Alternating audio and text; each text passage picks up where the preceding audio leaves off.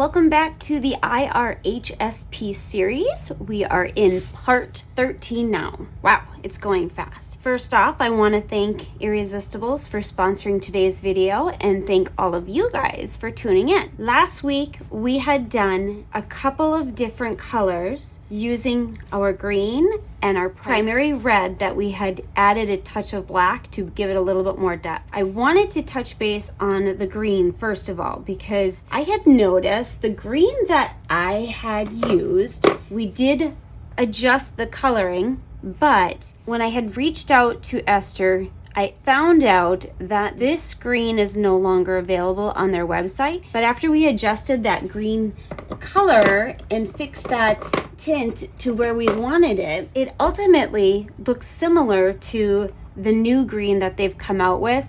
This one is the neutralizer green, so it's a tad lighter than the one we were using. If this one does not seem like it's dark enough for you or giving you enough of the pigment to create more depth in different areas, you remember you can always add a tiny bit of black to bring that shade back down so that way it'll have a little bit more depth. Or you can make your green by mixing your yellow and your blue of your primaries, adjusting that yellow and blue till you get it to the green that you want. Oops, that's not blue, that's black. Oops, I grabbed the wrong one. This is the right one. So if you add your yellow and your primary blue, put that like that so you can see what we're talking about, you'll get your green. Once you get your green, add a touch of white to change the tint of your product, and that will get you closer to the green that we used last week. Or give the neutralizer green a try. It's actually quite nice. I have used that one a few other times, but I really like it. And so I wanted to make sure I brought that up to let you guys know. Unfortunately, they got rid of the green I was using, but that's okay because they're on to bigger and better things. All right, I'm just gonna put this away. Today, I want to add a little bit more depth to our sweetheart, continue adding those layers. The first thing I wanna do is I'm gonna do a wash because I want to bring a little bit more of that tone down just a little bit. In order to get her a little bit darker, the rule of thumb is if you add blue, blue is going to create depth, which will also create more of that darker tone in your vinyl. Or keep in mind what you already have going on and what your undertones are. So if you're using a different kit other than Christopher, depending on what your tone is at right now will determine what layer you want to do next. So if your kit has more of this yellowish warm undertone to it and you want to get it a little bit darker, if we look at our color wheel, here's our lovely color wheel. You can kind of see where we're at. We're more in this kind of family through here, kind of that orangey yellow. So if we are in this area through here, in order to soften that orange out and bring that color down a little bit, if we go into these colors of blues, that will do that. If you have a little bit more of, let's say you're still kind of yellow and you want to bring a little bit more depth to that, you're going to go into more of a blue violet. If you still fall within this yellow orange and you need to bring that down and you want to add the blue violet, the way you're going to get the blue violet is if you add your blue and your violet just a little bit to get to the blue violet. Or if you're mixing the red and blue to get the violet, continue adding a little bit more of your blue to stay towards the blue side. If you end up adding a little bit more red, it's going to start turning more magenta and get more towards that red violet. So you want a little bit more of the blue with your red on this area and a little bit more of the red on this area. I know that sounds really confusing. Hopefully that makes sense. So there's that. If your vinyl is still pretty yellow and you're not real happy with it, remember this is the time where we can adjust our tones and our tints and our shades by neutralizing, by complementing, so on and so forth. So you could do a wash with the violet. I like using the violet a lot because to me it's a good complementary color, and it also helps bring a little bit more depth to it. Even though we have more of our yellow orange tone, she's not really orange, she's got a little bit more of a yellow tone to her, a yellow orange. So if we added our violet, that is actually a complementary color to the yellow orange. So that will be a really nice color to soften her up and to bring a little bit more depth. If you have to neutralize, remember neutralizing, the difference between neutralizing and complementing is how you apply it. So today I'm going to do a wash because I really want to give her a little bit of an oomph, a little bit more pop, and we're going to do the wash of our purple. The purple that we used, which I will show you, is the light purple with the IRHSP. Looks like this. And when you're doing washes, your consistency would be 1 part of your pigment to 3 parts of your thinner. And I don't typically add the liquid thin in washes, but you certainly could. Think of liquid thin as a really good in-between product to help more suspension happen with your paints. So if you don't want to use thinning medium, liquid thin is a really good compromise between the two. I will do that almost all the time now with doing my model and doing my texture and doing my details, because it really does a nice job suspending it. But today we're going to do the wash, and I've already mixed this guy up, and I love these jars, by the way, you guys. These ones are actually baby food jars that you can get off of Amazon, and I will put the links down below so that you can find that. And it works really nice because I was able to pick up my pigment using our lovely little squeegee, which I'll put the link below too, and then I can measure out exactly how much of my thinner to get that consistency that would be more a 1-to-3 ratio. If it's too dark, add a touch of the white, and the white will change that just a little bit and improve that tint. If you feel like it's not dark enough, add a touch of black, and that'll help darken the shade. All right, guys, here we go. We're going to start with the back, and I always like to start kind of above the crease here, just below the occipital, but then go back over that, because sometimes the pigment or your color gets kind of pooled in the creases right there. So if you start just above it and pull it forward, that will help alleviate the potential issue of it getting too thick in those areas. And going around, we're going to go around the back of the ear, dragging it forward on the top of the head. We're going to go inside the ear. Like I've done in the past, I do the perimeter of the head and then pull everything into the face. Sorry.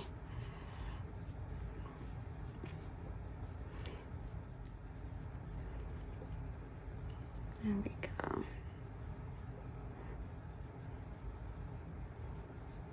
All right. That looks good. Then I'm going to go over our lips just a little bit. And this is where I usually will keep out one of my sponges that I will do my texture with. Keep it close by so that way I can use that as a way to wipe off my coloring without wasting the product on the table. Touch that bottom lip. We'll go inside the nostrils. Making sure we get that. Making sure we didn't miss any spots. Sometimes that can get missed. Then you're going to go ahead and pick up that texture sponge. Starting at the back, you're going to pick up just a little bit of that wash. That will help take care of the potential of having too much of your wash down. Using your texture sponge is a great way to pick up a little bit of that excess pigment or color, but also leave an imprint behind. So it softens that texture out. So in case you have any brush marks, that will clean all of that up and make it look really nice. If you have any areas that have a little bit too much of your pigment that may be pooling, that's where you would go in with your dry brush. And I usually always go in right around the nostrils, in the eye, because sometimes that pigment can settle in those creases, right around that crease by the neck, in the ear, in the back of the ear,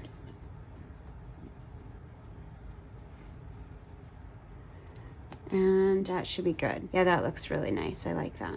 That really tone that down a little bit and darken it up a little bit. So we're gonna let this guy flash, and while she's flashing, we're gonna move on to the limbs. Just to give you an example, I went ahead and did the other arm and leg. So now that it's flashed, almost flashed, you can get a little idea of how subtle it helps tone any of that undesired yellow out or balance it out a little bit. This is the time that it makes a big difference in just softening things out, adjusting things, so on and so forth. So let's go ahead and finish this other leg. Mix up my color. Make sure that when you do use your washes, you mix up the color a little bit before you just jump right in, because it will separate over time if it's been sitting for a while. And that's specifically for all you new people out there. I'm sure everyone else knows that. But if you're not familiar, it's very easy to not think of that. I always start with the top of the leg and I pull that down towards the foot.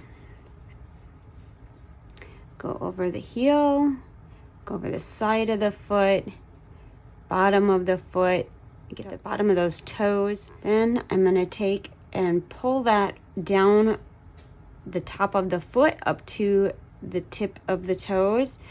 I try to avoid the nails the best I can.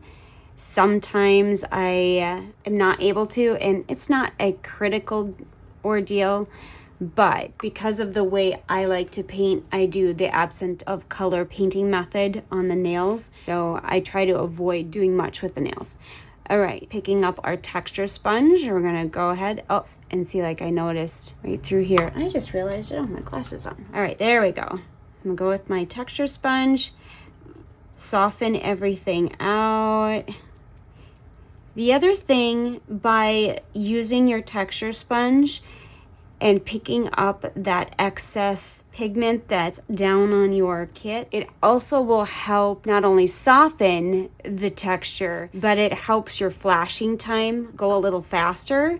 So that way you don't have to wait for all of that thinner to evaporate. So this is also like a shortcut to speed things up, so you don't have to wait as long for the flashing to happen. Grabbing my dry brush, I'm gonna hit those toes. They look pretty good, but I always do anyways, and I kind of push upward a little bit so that if it gets on the toenail, I can push it away from the toenail a little bit and get underneath that foot, hit all those little creases. Sometimes they'll pull there. Back of the knee, and just right up through the thigh. That looks good. I will show you the subtle differences between the arms. So this is the arm we did, and this is the one we have to do. So see how it's just very, very subtle, just a slight hint of change, and that helps balance it and bring that tone down a little bit more. So just by looking at it, I think what we'll do, or I will do, and you guys can decide on your own, if you want, I'm gonna do 2 more layers of this purple so I can really bring that down. I want to have that tone a little bit darker, and then after I get done with that 3rd layer, we're gonna go ahead, preheat your oven at 265 degrees and bake that for 10 minutes, keeping a very close eye on your items, or keeping a close eye on your kit. What am I doing? All right, had a little momentary lapse. Forgot what I was doing. All right, go back. We're washing, we're not doing textures. Okay, starting with the top of the arm, dragging that color down. Gosh, I tell you, sometimes my mind just blanks out, so sorry about that. Dragging it all the way down over the elbow, into the palm of the hand, the back of the fingers, Got to be kind of careful, and you can switch out and use a smaller brush if you need to.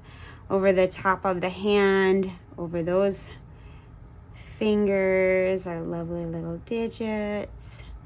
If the fingers are separated, if you're using a different kit, make sure you're getting between those fingers so that way you don't have a distinct ridge of where the paint starts and ends. And then we're going to pick this excess up with our texture sponge.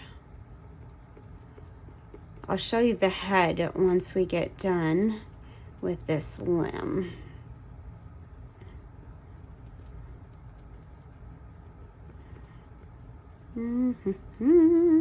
That's looking good.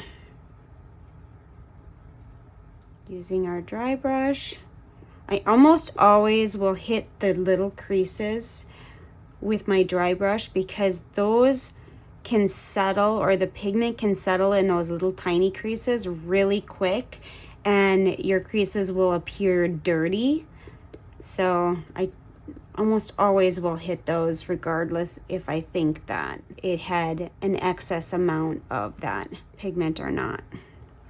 Okay, picking up that head, I will show you. So our lovely little head is just about flashed. That's looking really nice. I'm going to go ahead and do another layer on our head while those limbs are still flashing. Again, drawing it from the back. And I'm going to skip forward so you guys don't have to sit here and watch me repeat the process, and I will be back. Okay, now that we've finished our purple washes, I'm going to move on to emphasizing those creases by using our primary blue. With this one, the one thing you want to remember, if you haven't used your pigments in a while, you need to make sure to mix them well, because sometimes, doesn't matter what line it is, sometimes the pigment will separate or it will settle. So you want to make sure that you mix it up really well if you haven't used it in a while. And I haven't used it in a little while, so I'm going to go ahead and mix that up. And you'll see if you look at your jar, it does recommend to stir well before using. If you have used it recently, then I wouldn't worry about it as much. But if you haven't used it, definitely want to mix. And I use my regular old popsicle sticks for mixing. Then I can just throw these guys away when I'm done, trying to make sure I get as much pigment off as possible. Sometimes I'll even use my little squeegee. Sometimes I'll even use my little squeegee to kind of pull off some of that pigment to continue to use, which I don't think I'll have much here, but we'll do the best. With our creases or this coloring, I am going to do a 1:2 ratio because I don't want it to get too blue, but I want it to also have a little bit more suspension, and I'm only going to use about that much. I don't need a lot. I'm going to go a tiny bit more.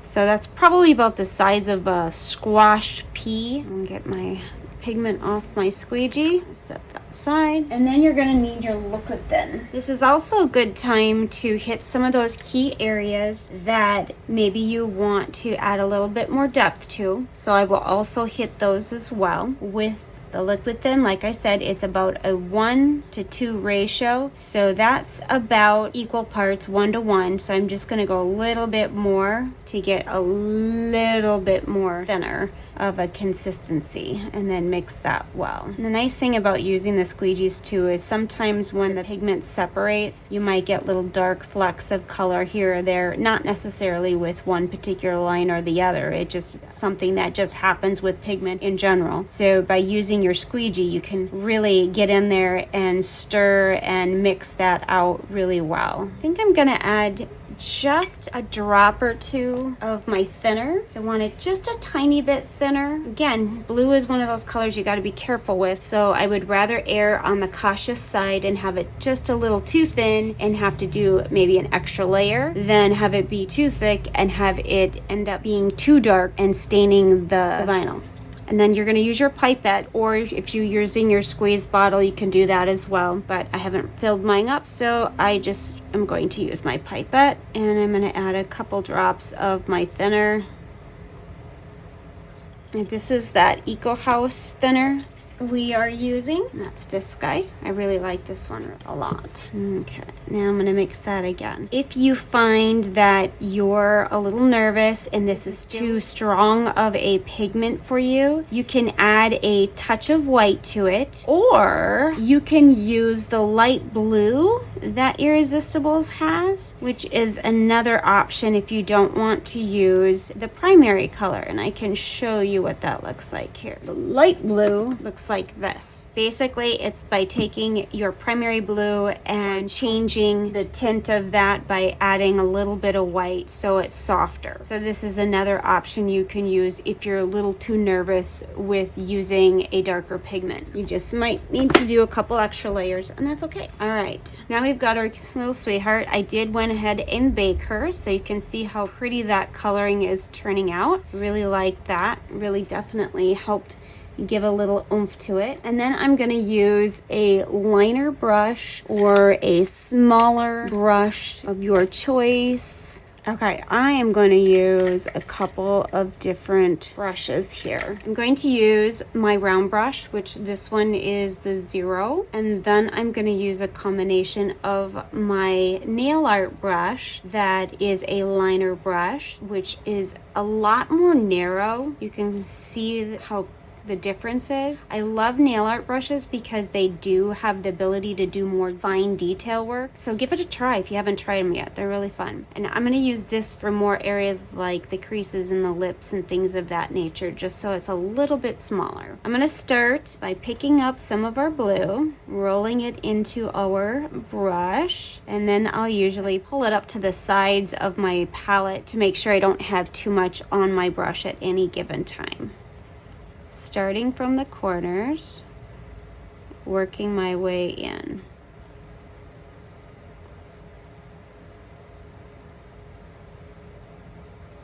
And then I will take my dry brush and I'm going to press that in just so slightly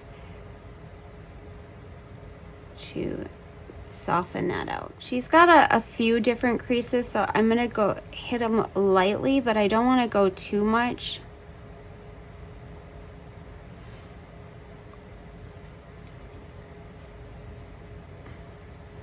And go around the nose. Don't be afraid to do areas that might be a little bit more scary, like the edges of the nostril. And then I'm going to go inside the nostril, and I'm kind of painting from deeper recess of the nostril and pulling that paint outwards towards the edges. Don't worry, see how it got out in this edge a little bit? Don't worry if that happens, because we're going to use our dry brush and that will blend that out a little bit. And you're going to press it. You're not going to scrub or anything like that. Just press those creases to soften that out. I'm going to go right in the center of the lip. Press that out. I'm going to hit the lip itself. Hit those edges and then pull that down. I was going to use the other one, but I want to use the larger one because I want to darken that lip color a little bit. Just like we did with the nostrils, you're applying the pigment on the edges and then pulling it towards the inside portion of the lip.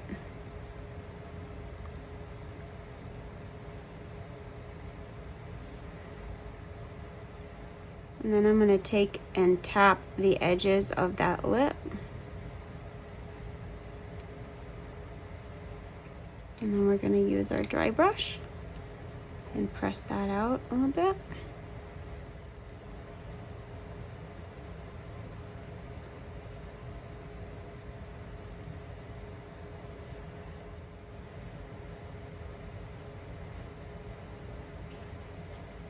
Press that out. And then we're going to do the bottom lip. You don't want it to look like you've got lip liner on, so that's why I like to pull from the center of the lip out towards the edge versus going across the edges. Like instead of doing this, I will pull it out and then tap the edges so it's a little bit more soft. Go underneath here, pull that down. We're hitting our little recessed areas to emphasize our undertones. Go right at the corners of the eyes a little bit, in the corner on each side. Pulling up over the bridge, almost doing a little bit of a triangle from the corner of the eye to the top of the bridge.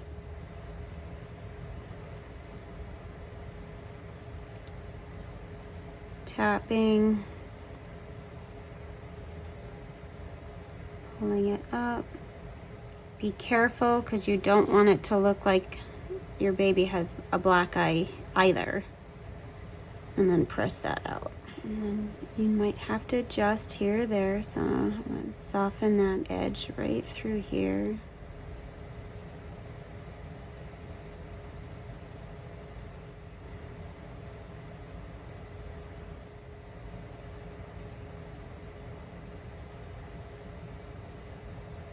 Using the tip of your round brush, just tapping that pigment into recessed areas to create more of that depth, and then press that out. It's looking good. Go right in the corner of the nose here a little bit, pulling that down into the laugh line or the smile line.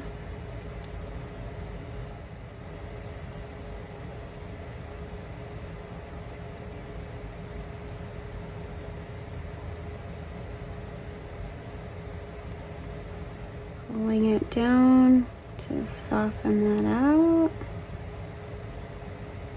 And then use our dry brush to soften that again. Going to go underneath that chin. And press that out.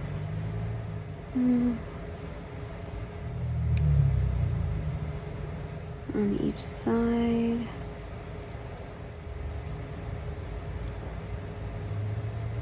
Gonna go into the crease itself. You don't need to do a crazy amount. I'm just gonna layer the crease there. And then we're gonna do the ears. Going inside the canal. She's got a little bit of curvature that's a little steeper on the inside portion of the canal, so trying to be careful, but you're gonna do the canal and pull it up the edges.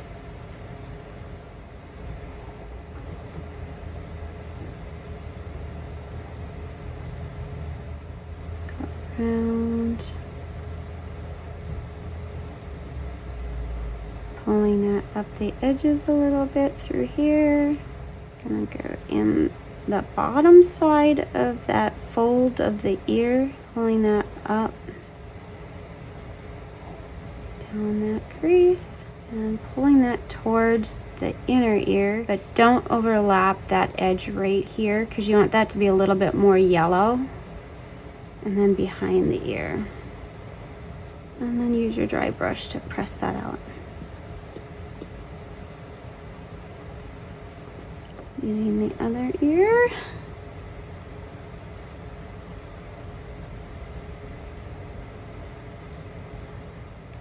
Pulling that up through the canal,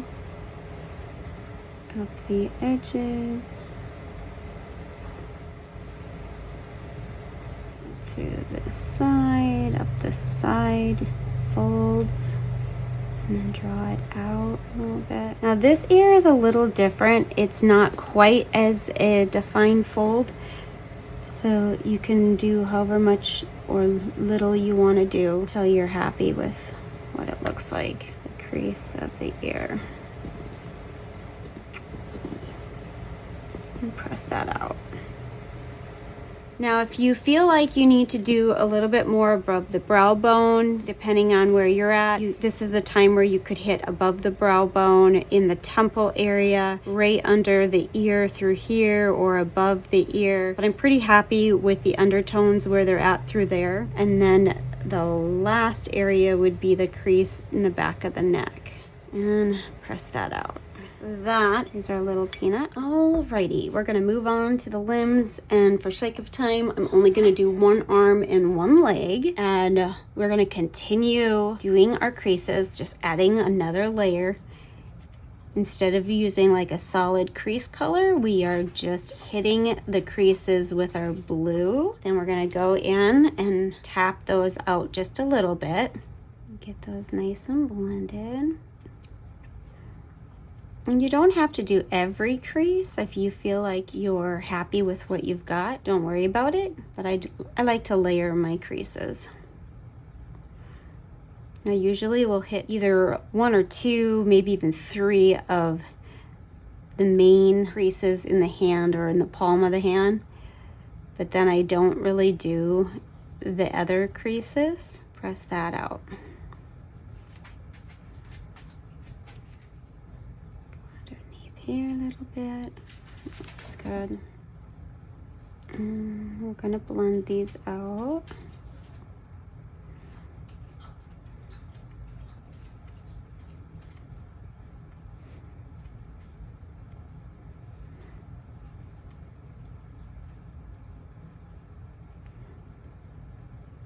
Looking good.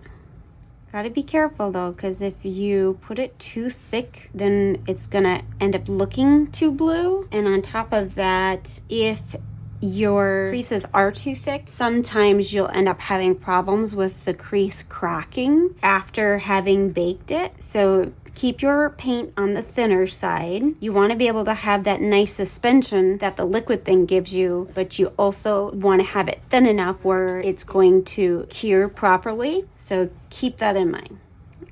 I hit the wrist.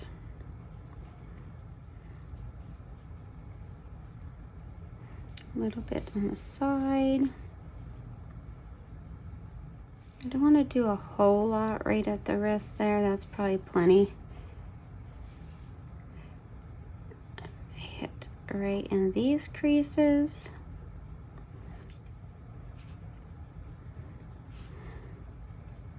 And let's hit this one just a little bit.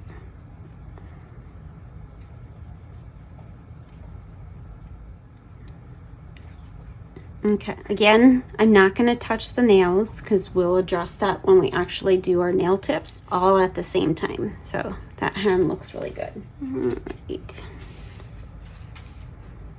I'm pretty happy with where the leg is at, so I'm going to go ahead and just skip that. In fact, I see one little spot that I want to blend. Got a little too heavy or a little too thick in these creases right through here. I'm using my squeegee pointed in just to get in those creases and blend that out a little bit.